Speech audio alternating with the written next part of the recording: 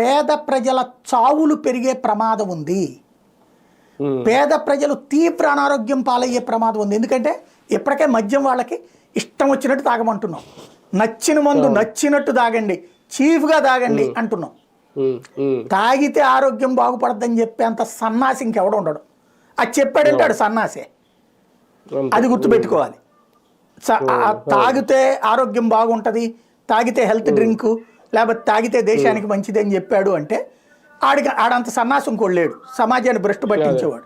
కాబట్టి తాగడం వల్ల వాళ్ళ ఆరోగ్యాలు పాడవుతున్నాయి, ఎక్కువగా తొందరగా పాడవుతాయి. ఎందుకు ఎక్కువ తాగడానికి పర్మిషన్ ఇచ్చినప్పుడు మనం ఇదివరకు 250 రూపాయలు 300 రూపాయలు ఉన్నప్పుడు ఒక బాటిల్ తాగేవాడు, ఇప్పుడు 99 రూపాయలకు వచ్చినప్పుడు 3 బాటిల్ తాగుతున్నాడు.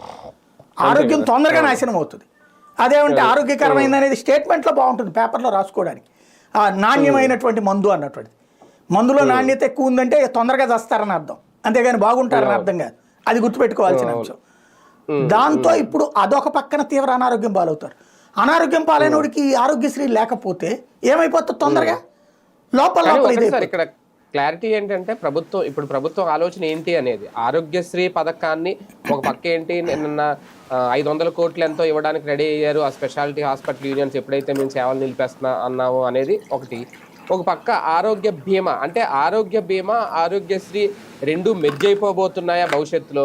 ఆరోగ్యశ్రీని కంప్లీట్గా నిర్వీర్యం చేసేస్తారా, దీంతోనే సరిపెడతారా?